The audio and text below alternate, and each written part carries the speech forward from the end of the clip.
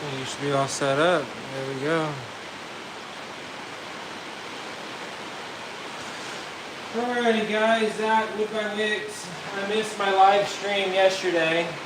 I mean, not yesterday, but last weekend I missed my live stream. So yeah, I want to do a live stream just talking about the sawmill business.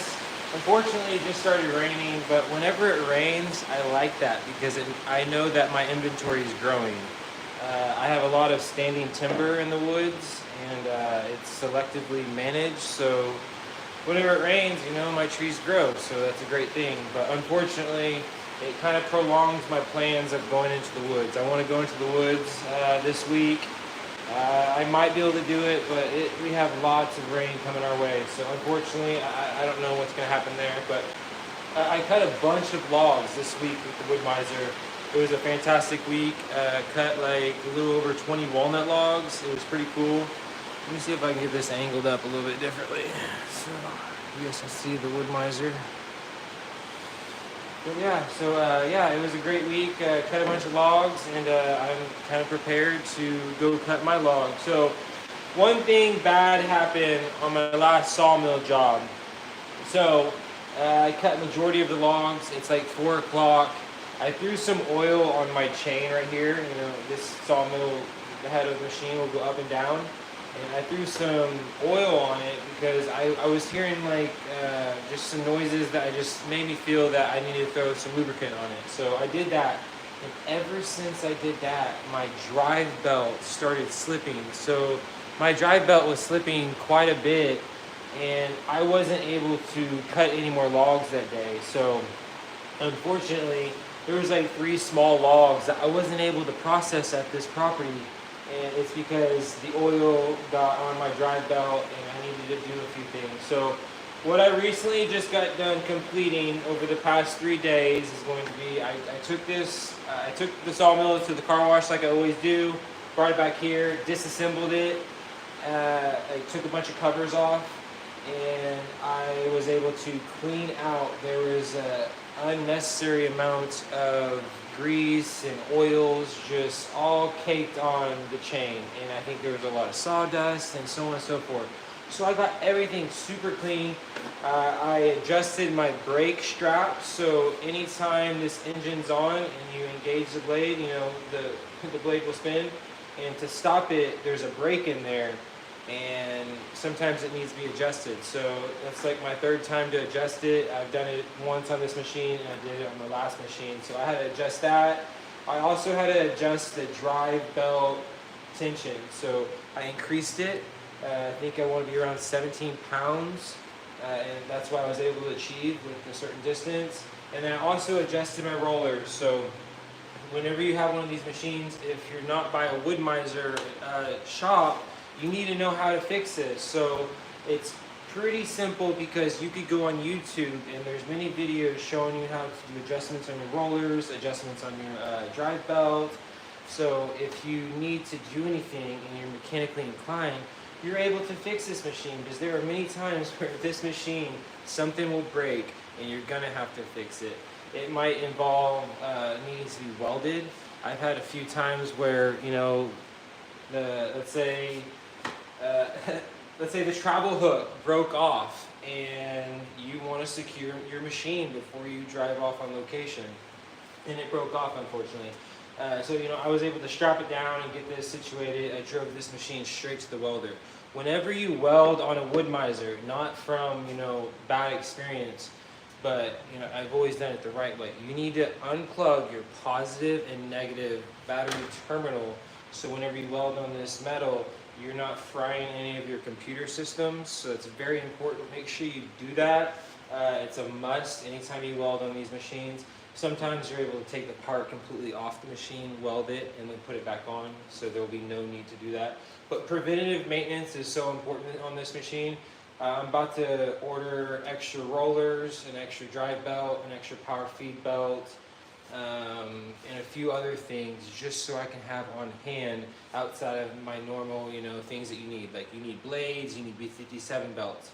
B57 belts are pretty important to have extras. There's times if you're cutting logs, let's say a piece of bark is thrown into your blade at the perfect situation and it throws your blade off. And in that process, your blade chews through your B57 belt and you don't have an extra one on you. Well, you can't complete the job. So I won't bring this machine out without extra B57 belts and extra blades. Now, I would like to get to the point where I'm bringing out an extra drive belt, an extra power feed belt, extra bearings. I used to have a couple extra ones of these in the truck, already stuffed bearings ready to go. Because there are times where this is gonna fail. This roller is gonna fail. And when that time it fails and you don't have a replacement, what are you gonna do? You're not gonna be able to complete the job. I've been working for myself for 15 years, so whenever I go out on ventures or whatever I'm doing at the moment, I like to be fully prepared. And you have to be prepared when you have this machine. So yeah, that's kind of a ramble. Get the extra parts for your wood miser if you do buy a wood miser. I'm in an untypical setting. Most people that have a wood miser, they can retrieve logs. Like, hey, you want to bring me logs and cut them. Like, you can't bring me logs in my setting. I'm 100% portable. This place is just for storage of this machine. I don't want it to get wet, all rusty. It needs to be stored under cover. The only time this machine sleeps outside is when I'm sleeping with it. I'm going to be in a tent and I'm going to be in the woods and there's going to be a fire going. So other than it sleeping in the woods with me whenever I go out and cut my logs, yeah, it's typically going to be in here or out on a job. So it was a very successful day. On Tuesday, I cut for Ben and Mike. They're great people. I've cut for them before. They both have their own sawmills. It's funny. I love doing it. But a lot of the times, people that reach out to me and want me to cut their logs, they have their own sawmill. So let's say you have a sawmill that might be less than mine. It can't produce as much logs in a day. And let's say you cut maybe 4 or 5 or 6 logs in a day, and that's like a very productive day. Well, I come on your property and I cut 40 or 50 logs in a day, assuming you are feeding me logs throughout the day, and that would also be assuming I'm not touching a piece of wood. On this last job that I went on Tuesday, I have no, they were happy, I'm happy, we produced, we cut a bunch of logs. I will say, I touched quite a few slabs. I do not mind touching slabs, but if I'm going to be touching slabs all day long and also using cant hooks to get logs on my sawmill, then that's going to be less time. I can just focus on cutting the logs. Best operation would be an older gentleman, a few hours away from me. He had a team of people and he had like 65 logs. So he had somebody that continuously fed me logs on this wood miser. I didn't have to touch the logs and I could just push a lever and the logs fed onto me. I didn't have to touch any of the boards that came off my machine. So he just kept feeding me all day long. I didn't have to do any of the work but cut the wood. So that's the only way you're going to cut, dozens of logs on a day, is if you can let me focus on using my machine and slicing up your logs, and you off-bear the material, and somebody else is going to feed me logs.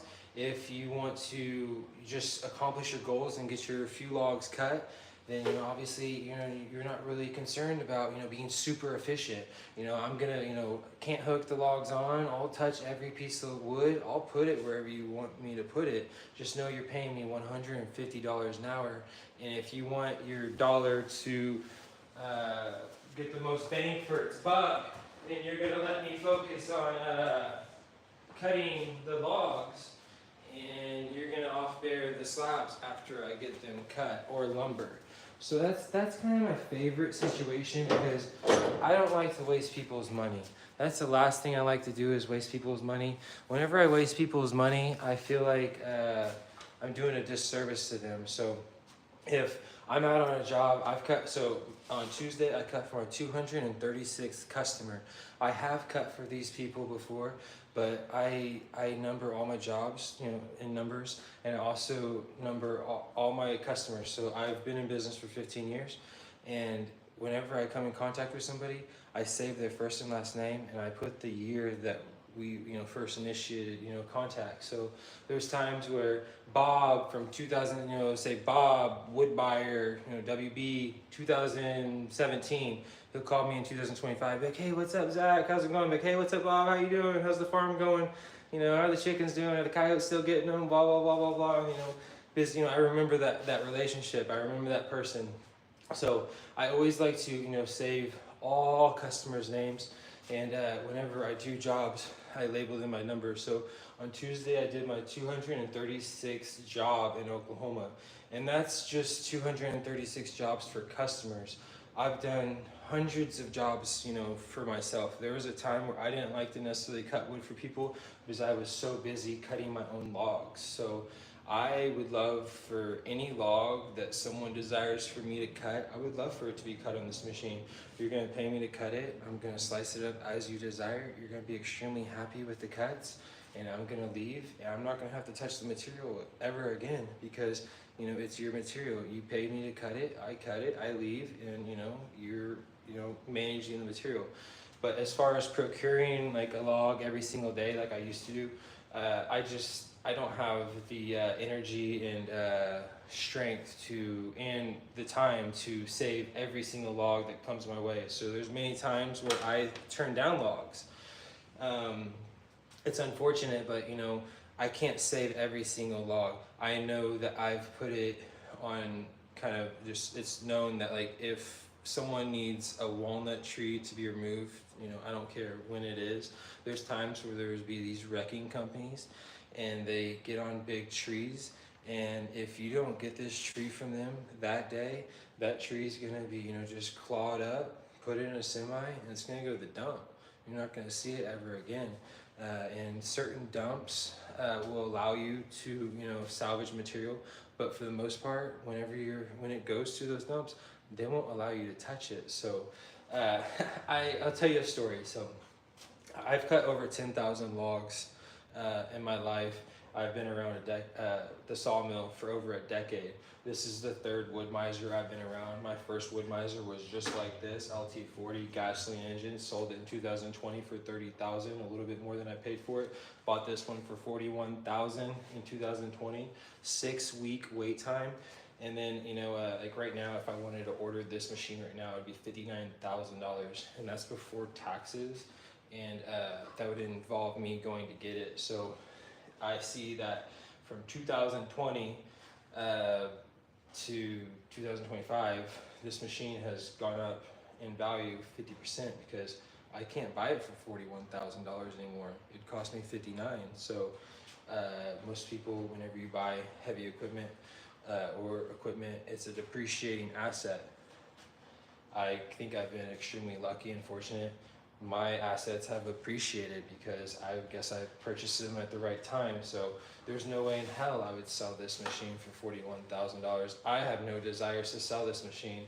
If I do anything with this machine, it's going to be sitting next to another wood miser. So yeah, so anyways, that's kind of the ramble, but let me get to that story. So wrecking company, no need to name the name.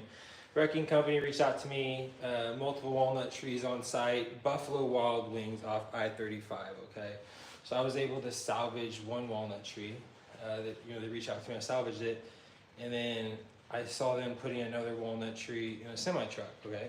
Well, that semi-truck went to Ed's. It's this huge property, with, 10,000, 30,000 logs there. I could go somewhere where there's 30,000 different logs. And it's 20 miles away from me. So anyways, that semi went to Ed's property and I saw it get unloaded. Well, Ed turns all logs into rich mix and compost, so logs eventually break down, they decompose, and you can get very fertile soil, very black soil, just like very rich, nutrient rich soil. Whenever you have lots of land, lots of logs, and heavy equipment, and that's kind of what he does. Anyway, so that semi was dumped. He didn't know anything about the log, and I told him, hey, I've bought hundreds of logs from him. I said, hey, I want to buy that log that was just dropped off. I literally followed this semi truck to location. He did not want to sell me that log. And I don't know why. It was just a small log. I was like, let me buy the log. I don't know why I wasn't able to procure it for free like I did the last one. I literally saved a log on the same location, same day. So why wasn't I allowed to throw that other log on my trailer? Anyway, so it went to the dump. It went wherever, and I wasn't able to salvage it. So yeah, there's many times where, you know, sometimes you miss the tree and you're not able to salvage it, and it's unfortunate.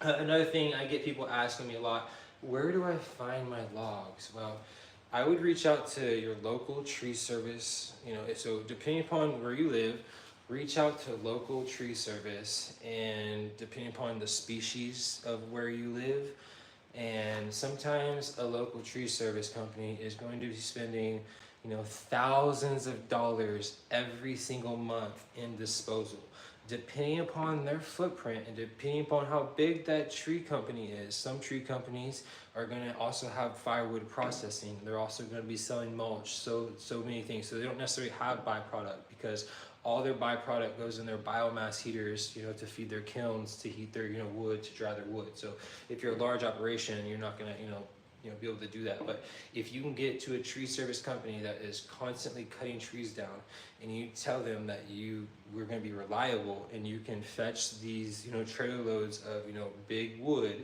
and sometimes they might want to throw a few branches on there. Well, be the guy in your area where you're going to salvage the trees that these companies are cutting down. So these companies, like, I could get a log every single day in Oklahoma City if I wanted to, every single day without skipping a beat, and that's more than one log if I wanted to. But I don't have the equipment, desires, or the energy to go after, you know, every single log in my area. So that's why I nailed it down to walnut a few years back. So I love saving wood. I've saved dozens of logs in the city, backyards, front yards, hundreds of them. But as far as urban procurement of logs, it hasn't necessarily been my thing. I've been focused on managing the hardwood trees I have access to. I have access to over 10,000 acres in the state of Oklahoma. If you want to give me access to your property, I pay $100 bills for trees. And yeah, so I come onto your property, I evaluate your trees, I identify which trees are going to be mature and healthy, or not, and not an end of life cycle. I'm going to consider that tree as an asset. It's going to be a seed tree. I want to leave it in the forest as long as I possibly can. If there's other candidates around it, they're in decline, show degraded branches, certain things. Whenever I cut trees down, I'm gonna have a evaluation of the tree, not necessarily just the tree up. I'm even evaluating the ground. There's certain things on the ground around the stump that can tell me, is this tree gonna kill me when I cut it down? Because I'm not really aware that it's hollow right now. So so it's very important whenever you cut trees down to evaluate them. But anyway, so coming onto people's properties, and I actively manage these properties, you know, for over 5 years. So I've cut hundreds of trees off these properties. There's thousands of trees that I haven't cut, but they don't need to be cut yet because they're 12 inches wide, they're 14 inches wide, they're 16 inches wide, 18 inches wide. They're healthy trees. They're growing, they're not in decline, there's no diseases in them, there's no indication why I need to harvest this tree because I want to make a few dollars. I want to leave this tree on property for the next 10 years, and I think in 10 to 15 years, I'm going to pull it out, because that will be the time that I need to pull that particular tree out. So you go to the next one that does need to be pulled out, because there's many times I don't pull them out quick enough, and whenever I cut them, the stem is yellow. So if your stem of the walnut tree is yellow, you got to it too late. You know, you're late to the chase. That tree's degraded. The structural integrity in that log isn't there like it once was. It still can be sold. It still can be used, crafted into beautiful pieces of, you know, furniture. But as far as my goals, they were not met in that tree. Look, see, all lights went off, and we're live. Look, all lights went off. That's the thing. So, you know, it's a very small business. Look, I got a few people watching me. Very small business. I love what I do. I've been working for myself for 15 years. The Wood Miser took over my other business 7 or so years ago. You know, you don't want a slab to come, you know, whacking you in the face, you know. So anyways, yeah, you know, I love evaluating people's trees and managing people's trees, and cutting down the right trees that need to be cut down. I also procure seeds every single year. I just currently planted 3,000 walnut seeds in my backyard. These seeds are going to be, sprouted, and as soon as they sprout, they're going to be in a different situation, and then eventually they get planted. So I love doing it. It's a very time-consuming thing, but like whenever you do something you love, you don't consider it work. So like that's how I would describe my life. Like I've always loved what I did. So like in the past 15 years of owning multiple businesses, like I don't consider it work. So like, planting a few, walnut seeds, a few thousand walnut seeds every year, cutting dozens of walnut trees down, slicing them up, cutting thousands of different trees and logs for people on a yearly basis. Like I love the process. I absolutely love the process. I have the process nailed down. So like if you have 200, I've showed up to properties in the state of Oklahoma and there's 200 logs waiting for me. Well, let me tell you about this property. Great people, great individuals. I've cut for them multiple times. I love cutting for them. This is gonna be a pine job. It took 3 days to cut like 200 logs. It potentially could have taken 2 days if I had assistance. So every single log was, rolled onto the sawmill by me, and every single piece of wood that was cut was managed, even every single offcut, and put into stacks. So if the 3 individuals that were watching me the majority of the day or doing whatever they were doing, if they decided to be more efficient with their dollars, they potentially would have taken the wood from my sawmill and placed it in their stacks, and I could have focused on the next log. They didn't have any desires with that, which is completely fine with me. I was completely happy with the job. I think they're great people. I absolutely love them. I'm just saying, if you want me to produce more, you can't expect me to touch every piece of wood in that day and get through 80 logs in a day. What was crazy is I was still cutting like 60 logs a day whenever I was at that job. They were small pine logs, so it wasn't that big of a deal. I had my diesel drip system going. Anytime I cut diesel, I'm gonna be in a completely different outfit after I cut with diesel. So whenever you cut pine, there's gonna be sap, okay? If you're just cutting your normal hardwoods and cutting like it's a normal hardwood, through time you're gonna have a bunch of gunk that builds up on your blade. Well, that's not necessarily good.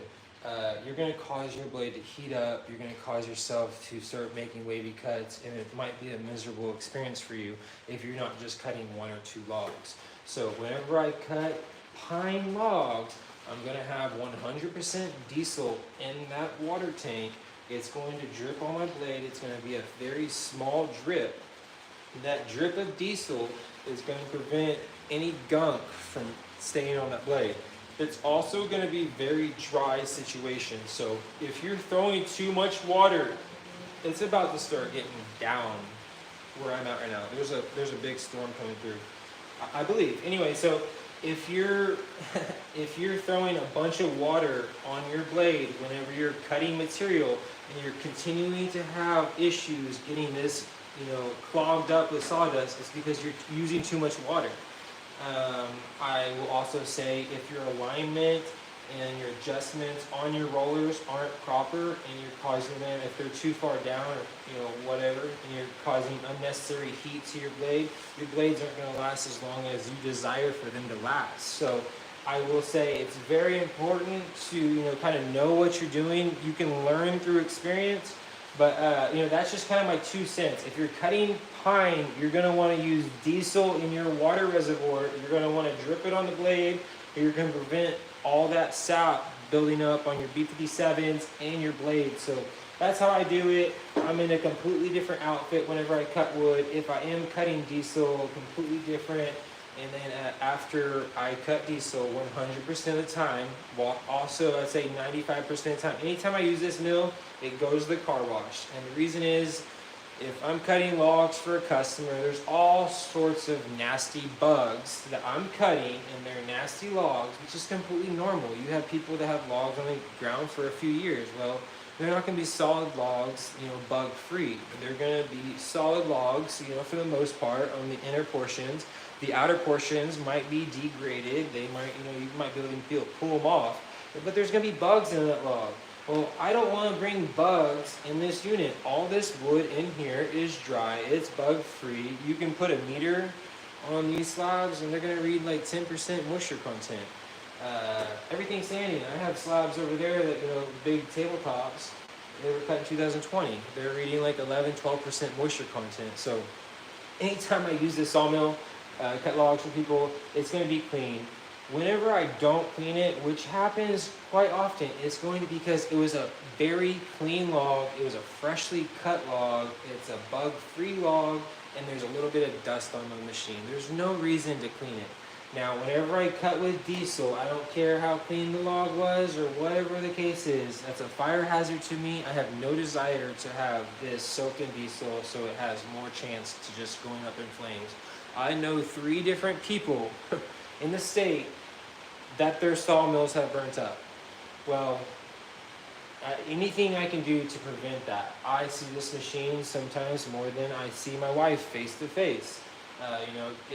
There was times where I used to be with this machine every single day. You're with this machine every single day, wherever you're at in the state, salvaging cutting logs for people, slabs, lumber, siding, whatever it is, timbers. I don't cut railroad ties. That's one thing. I've had like probably 5 or 6 people, they reach out to me and they throw me pictures. My business has been kind of organic growth. So like I haven't really spent money on my business. Yeah, I purchased a sawmill cash and I pay for this unit every month, which is like my only overhead expense. But like I haven't necessarily spent much money on like kind of letting people know what I do. I plan to potentially change that so I could maybe keep this machine busy like 4 times a week versus just maybe 1 or 2. So yeah, I'm thinking about maybe doing a fat radius over the state and maybe spending $100 a week on Facebook. Boosted a certain video that shows the process, and then people reach out to me through that situation. That would be like me spending money on like kind of trying to propel my business in whatever way. But yeah, no dollars have been spent with this business. I'm about to start spending dollars on it just so I can get some more sawmill jobs, because I find sawmill jobs to be extremely fun. And I find that there's a percentage, and a large percentage of the population that don't even know who I am. And you expect that whenever you're a small business, but for the most part, if you have land and if you have logs in the state of Oklahoma and you want me to come to your property, I've cut for 236 people in the state. I have hundreds of references. Let's talk about one thing. So I have one bad review.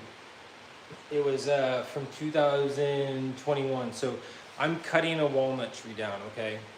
Somebody reaches out to me. I typically answer my phone. It's on Do Not Disturb right now, so nobody could call me or interrupt my stream.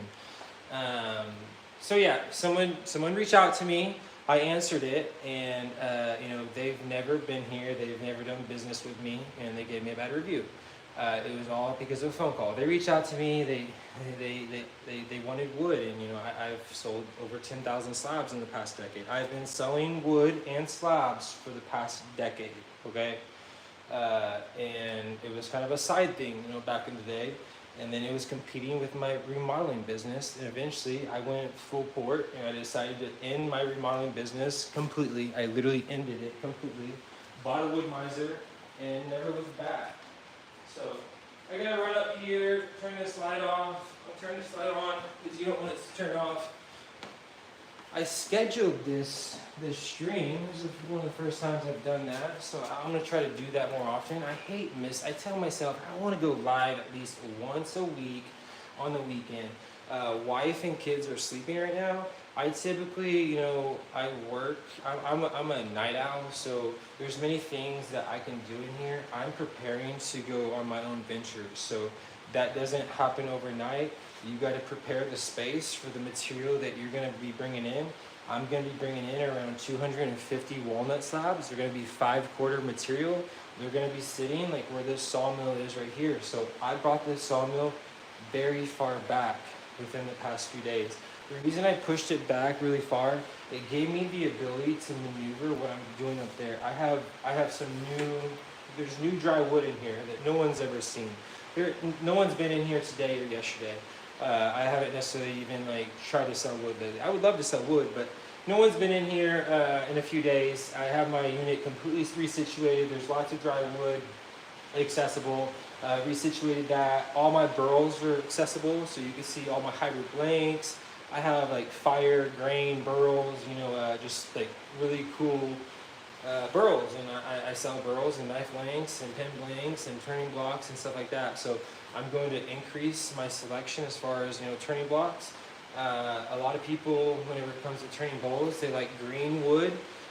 So I don't necessarily have a lot of chunks of green wood that people could buy, but I would like to change that. So I'm preparing space up there, and you know that's the reason I scooted this sawmill back. But typically, this sawmill is probably 9 feet farther up than it is right there.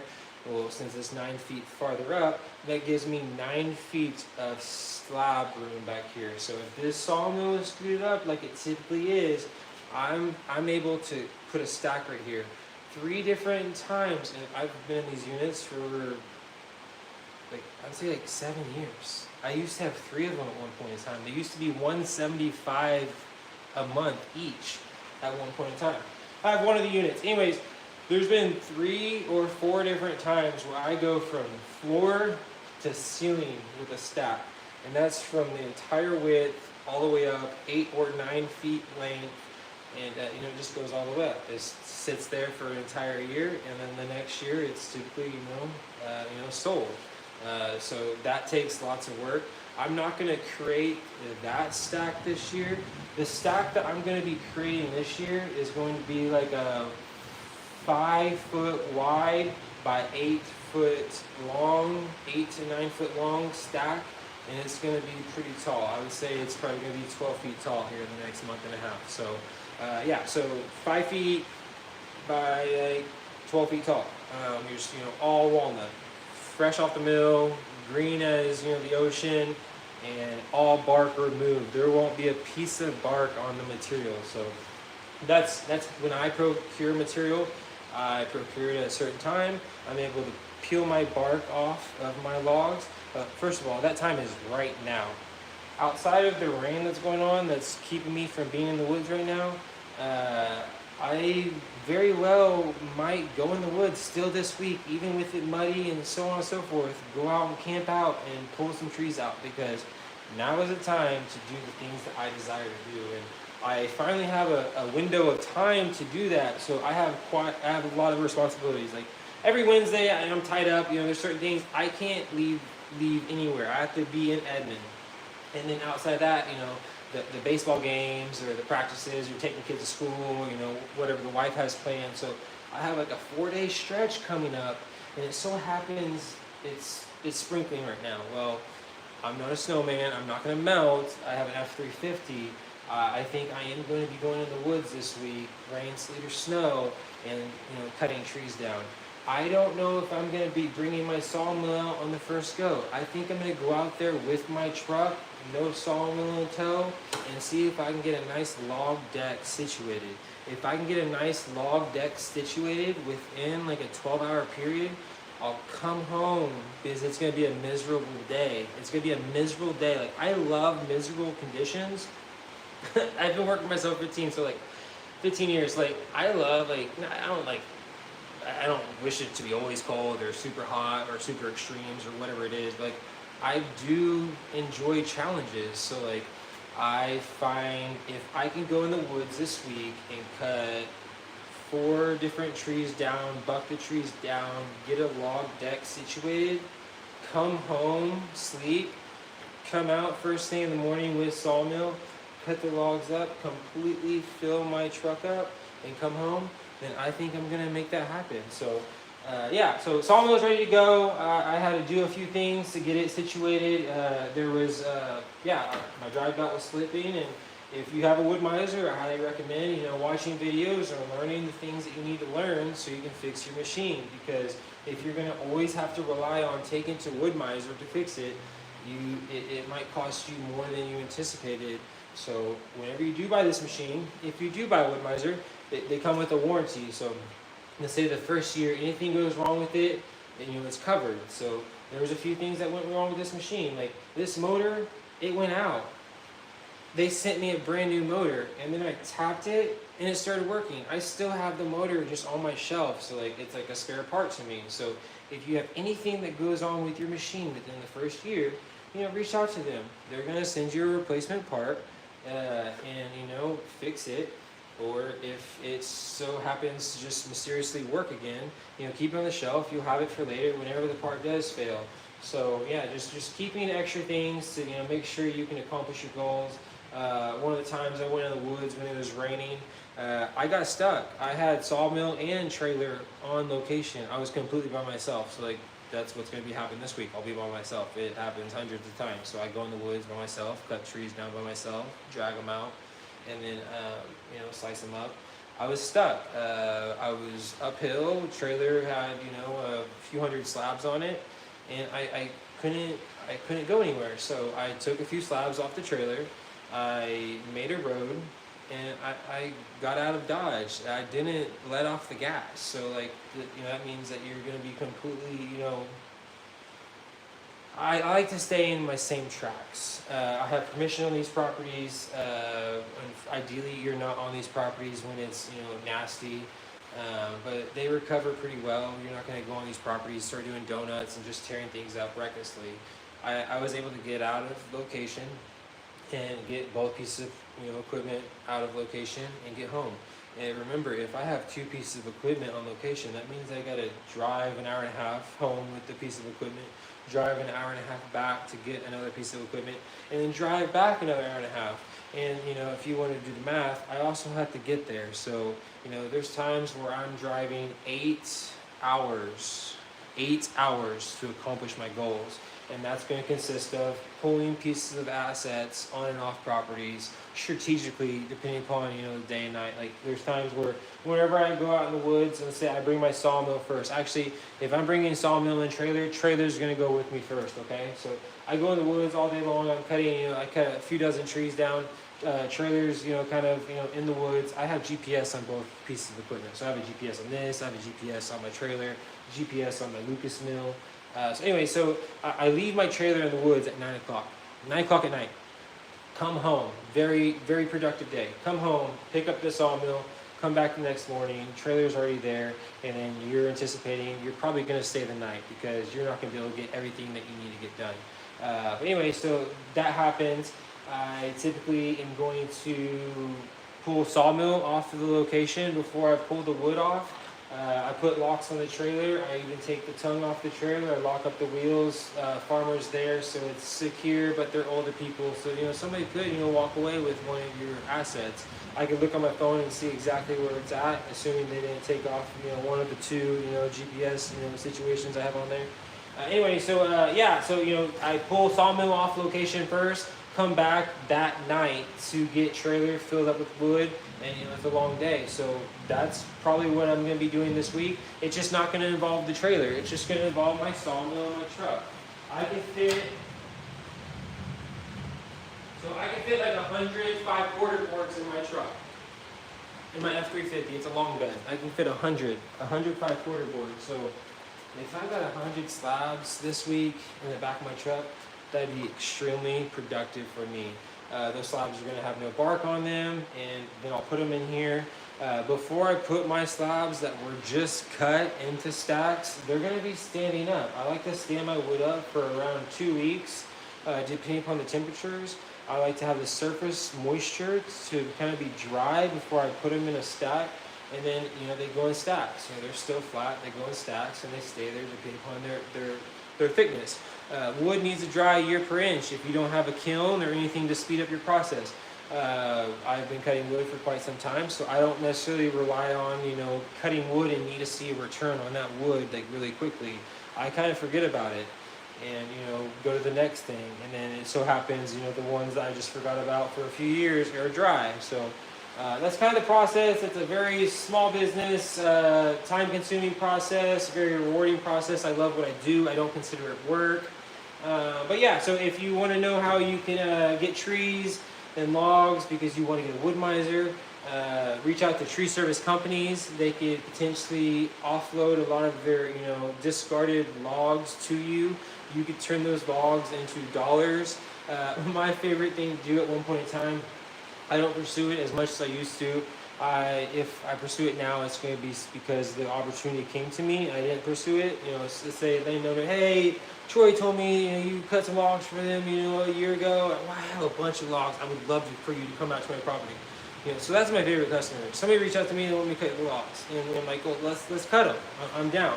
Assuming it's not cottonwood and a bunch of Bradford pears all piled up, I'm down to cut hardwood trees. So. And ideally, you're not going to handle these logs like that before you call me. I don't like a bunch of cracked logs. If you're pushing logs with D6s, D2 dozers, skidsters, and big track hoes, you can damage the logs. You're also going to get a bunch of dirt and rocks in these logs. You're going to be very dirty. So ideally, if you have good timber, you reach out to me before they fall. I actually even want to fall these trees. A lot of the time, people, when they reach out to me, do we have anybody watching? Yeah, we have 4 people watching. There you go. When people reach out to me, they want to sell me logs. So let's say this is a log, okay? This is a log. And they want to sell it to me, and they cut this log down. Well, that's great. I'm interested in the log. Unfortunately, I'm a little concerned about, the log itself. So if this log wasn't severed before it moved, then there might be cracks in it. So let's say this. Let's say they put you can't really see this, but let's say you put your face cut in. You put your face cut in here. You want it to fall on me, okay? So you put your face cut in here. And then you come in from the back side, okay? So you come in from the back side. You're not severed yet. You're halfway through the tree, but the tree moved an inch, okay? Well, that inch of movement up in the canopy, I reference it as there could be potential cracks in the log. So, and then they keep on cutting it, and then the tree falls.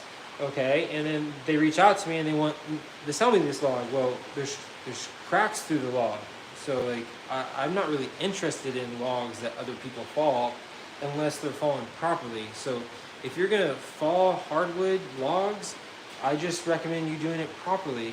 And I can't tell you how to fall a tree on a video, because who am I to tell you how to fall a tree?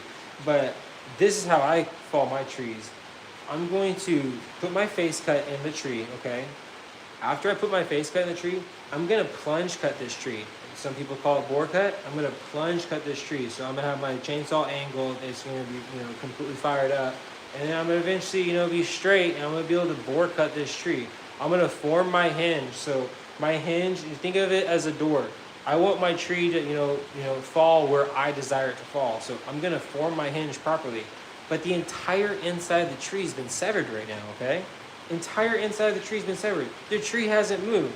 I throw a couple wedges in there because there's certain weight things that are going on. Depending upon where where all the weight's going to be leaning is going to be depending upon you might get pinched. You might get your saw stuck because you don't know what the hell you're doing, and you bore cut this tree and you have your entire saw in there and you get pinched. Well, that's where wedges come into play. Depending upon where the weight's situated up in the tree. So you're gonna plunge cut these trees, and I'm gonna form my trigger. So after I have my face cut, I plunge cut it. I have a proper hinge. The hinge is going to be dependent on the diameter of the tree. So depending on how big your tree is going to be dependent on how much hinge I'm going to leave there. That's the thickness of the hinge. The hinge is very important. I see people completely cutting their hinge out because they don't know what they're doing, and then the tree falls the other way, or whatever the case is. So plunge cut your tree, face cut, plunge cut, you form a trigger, and that trigger is the only wood keeping that tree from folding on its hinge. So your saw is powerful enough to get through that 3 or 4 inches of trigger, and then the tree moves. So I'm able to cut my trigger 100%. The inside's already severed. Well, I was able to, my saw was fast enough to get that. After I do that, it's gonna fold over, assuming your canopy isn't, leaning backwards on you and it wants to go the other way. If the tree wants to go the other way, I don't want to get into the specifics of it. I can follow, if a tree's leaning one way, I can follow it the other way. So it's very important to strategically place your cuts and do things properly when you cut the trees. So if you're going to cut hardwood logs, make sure you're severing the entire inside of these logs or trees out before you put them on the ground, because if you're not doing that and you're causing a bunch of cracks in the logs, that's not the most beneficial use of resource if you're not if you're not following the tree properly. Now, if it's in an urban setting, the priority is, protection of structural assets. So if I'm in an urban setting and I have this big log, I desire it for lumber, but it's also by this $250,000 house.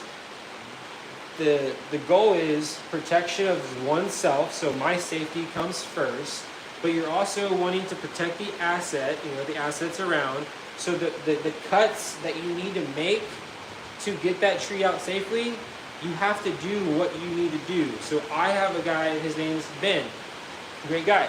I have a guy named Clayton. Clayton can cut a tree out properly. He can cut any tree out anywhere in the country. He chases hurricanes. So tip-top tree, multiple different, he's a contract climber.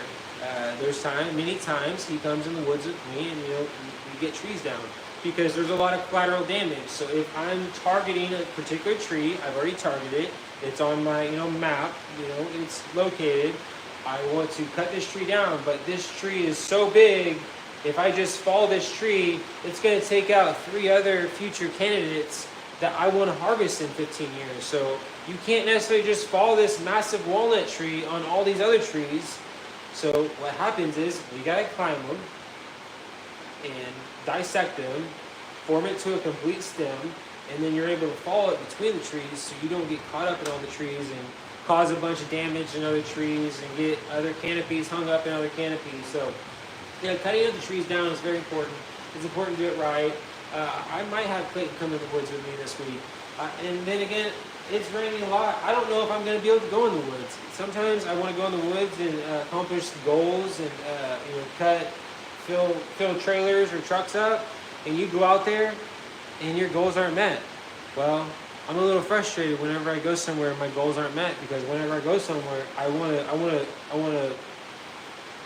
to accomplish my goals. So the rain really plays a major factor in my production of the trees. It's not necessarily bad because the trees are growing right now. My sawmill's micro, so most sawmills, how long have we been going? I need to get going soon. 47 minutes, okay. My sawmill is micro, so if you go to a sawmill, most people's inventory is going to be laying on the ground. So you're going to have logs laying on the ground. They're dead logs. They're not growing. They can degrade through time. So you do need to. They have a shelf life. You can't leave them there forever before you cut them. So that's how most sawmills are going to be situated. They're going to have a footprint. They're going to have a piece of land or a shop or a building. They're going to have logs outside. They're going to have their sawmills. They're going to have their kilns. They're going to have multiple employees, their equipment, and so on and so forth. I'm micro because I can't process logs here. There's no processing logs here. So since I have a micro sawmill business, I would say my sawmill is different than 99% of the sawmills, because most sawmills aren't stored in a storage unit and have this footprint. So yeah, I like it because I can keep my overhead expenses down. Like, my overhead is very low. I can shut my doors. The payment is completely taken out of my account, so I don't even have to do anything. I know where this machine is anytime I look at my phone, and it's typically here. And yeah, so it's a very small business, micro sawmill. My inventory is not laying on the ground. My inventory currently is growing right now. Most sawmills aren't like that. Most sawmills' inventory are laying on the ground. So my inventory is standing. It's managed. They're healthy. Some of them are not healthy. Some of them need to be plucked out. Okay. They're still growing in some capacity. The walnut tree is very good at compartmentalizing its decay.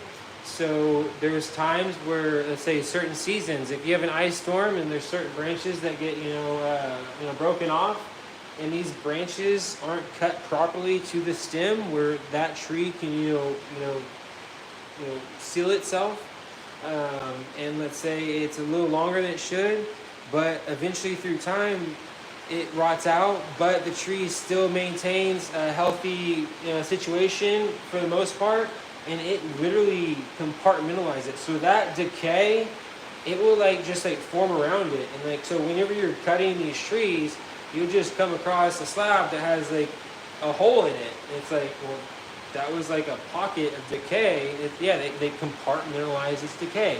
All trees do that. Some trees do it better than others, but yeah. So, and then if you see trees that have cogs on them, they're these orange, brown things, that tree's in decline. That tree is in decline. 100% guaranteed tree is in decline. That tree needs to be cut out. I gotta get going soon. It's gonna be too loud or you're not even gonna be able to hear me, but if you see a tree that has a cog on it, know that there's a high chance that the stem might already be yellow. So my favorite tree to cut is a tree that's dying, showing multiple signs of decline. I cut the tree down at the stump. It's completely dark brown, and then I top the tree. I buck it. I walk on the log after it's on the ground, and I buck it. And my furthest point of buck, everything else is burn pile. My furthest point, you cut into it, and the yellow just starts. So all those limbs that are about to be burnt, let's say they might be insect ridden and so on and so forth, they're yellow. If you cut these limbs up, they're yellow, they're degrading, it's a dying tree. So that's my favorite tree to cut, is when I catch it at the absolute perfect time. The tree was able to manage and store carbon during its lifetime. It was a healthy tree at one point in time. Through time, multiple things happened to it: ice storms, certain seasons, drought. The tree started to show stress. It started to die. Bark started falling off of its canopy. I harvest the tree. All the carbon that tree captured during its lifetime, I'm going to slice it up. We're going to store it in slabs. And then through time, people build things with these slabs. So it's it's a sustainable business, in my opinion. I consider my walnut some of the most sustainable walnut in the country. If you think that's boastful or prideful, it might be, but I will say I'm very low impact on the land that I go to. So low impact, selective logging, and replanting of the tree. Most people don't replant in the Midwest. East Coast and the West Coast, there's lots of replanting, but the trees in the forest regenerate themselves. Now, if you completely clear cut a piece of land, you are going to change the moisture content in that piece of land. So yes, trees will start growing through time, but there is a likelihood that the cedar tree will kind of take over, or maybe another tree that might be invasive might take over, and you won't have a very healthy, hardwood stand like you once had. So if you came into a property and let's say if you saw 100 walnut trees and there was 30 of them that were in decline, and you cut those 30 out, and that would allow more light to hit the canopy floor, the other trees that are still standing and producing seeds on a yearly basis, and the squirrels are planting, and people like Zach are coming in the forest, planting those areas you cut out. So I cut an area out, there's a bunch of sunlight on the canopy. Well, that's a perfect time to come in, put a dozen or 15 different saplings in. Now, I'm not anticipating all 15 saplings to survive, because a cow might chomp that sapling, and he might want to eat that sapling, for lunch. So not all saplings I plant are going to survive.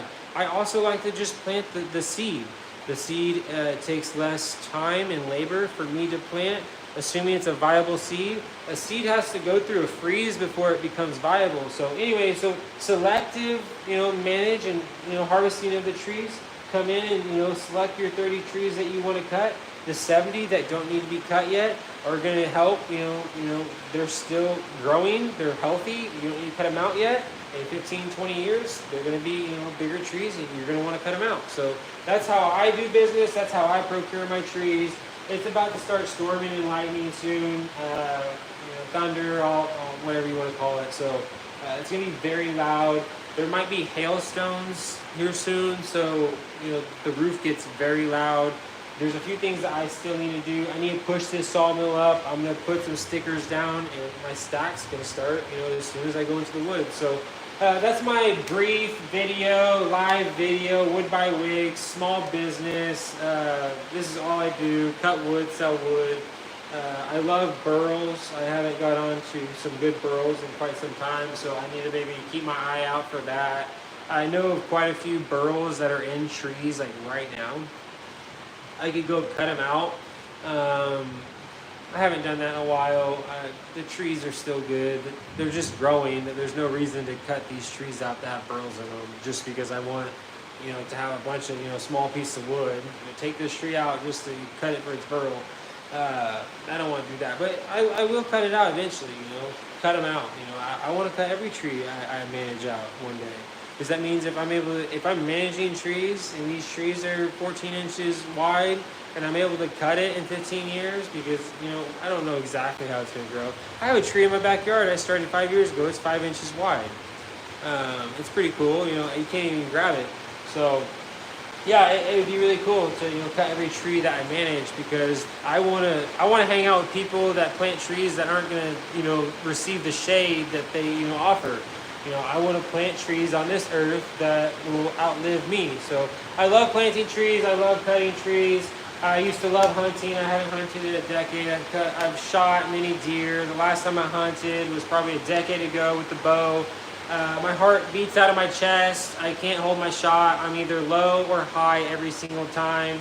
So I do feel like I want to go shoot a deer maybe this year. I might want to shoot a deer this year. Whenever I shoot a deer, I like to gut it, and then I process it in the field, like completely. I'll have a tag. I'm not like illegally shooting deer, so you need to have a deer tag. I have my hunter safety course. I did that like 10 or 15 years ago, so like I'm proper. Shoot a deer, gut it, process it, and I turn the entire thing into jerky. My absolute favorite thing to do is shoot a deer, process it, gut it, get all the meat, and turn everything into jerky. So I love deer jerky. So that's my ramble. I also want to shoot some hogs this year. So I'm on a lot of properties that have hogs, and there's times where I'll bring my AR-15 with me, and I want to shoot some hogs. And then maybe I've always thought about having a 2-inch piece of walnut, a 3-inch piece of walnut, 4 or 5, and maybe 6-inch piece of walnut, and a few different things, and see how fit. It's a 9mm can go through a 2-inch piece of wood.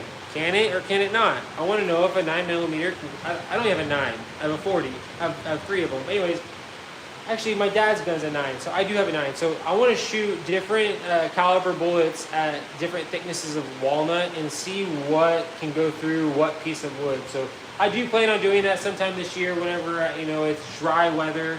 And I'll make a video and I'll upload it on YouTube. So God bless you guys. Thank you so much. Another thing that's kind of very vital to my business is going to be this machine right here. So whenever I'm in the woods for multiple days at a time, I don't have electricity. I don't even have cell service. I would love to bring you live. Look. I'm going to hit something. Bam. It goes off every 15 minutes. I would love to bring you in the woods live with me, but I just rarely have service most places that I go whenever I procure my own timber. So this thing has been vital for me. I have 4 of them. They're like $1,000 a piece. Sometimes they run specials where they're $5.99 each, but these EcoFlows are fantastic. My buddy has an electric chainsaw, so he goes up in the trees with a little electric chainsaw. This thing can charge a chainsaw in the woods like 12 different times before it runs dead.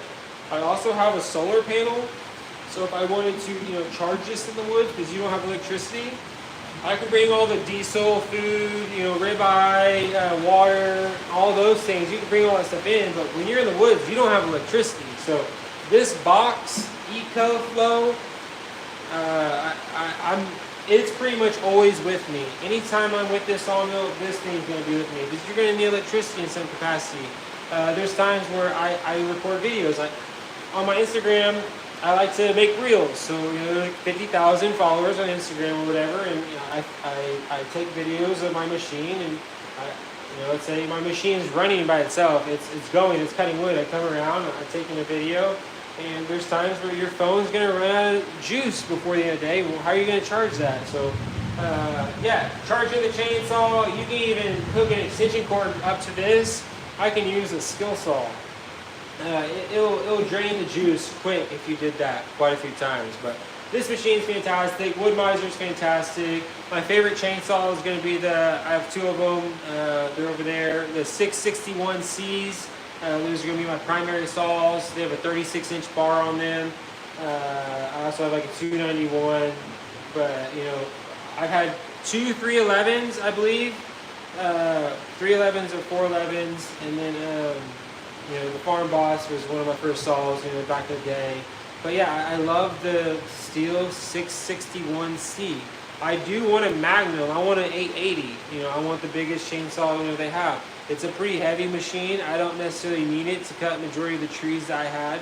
But if I had one of those, it would be pretty cool, because there are times where I wish I had a 60-inch bar on my chainsaw.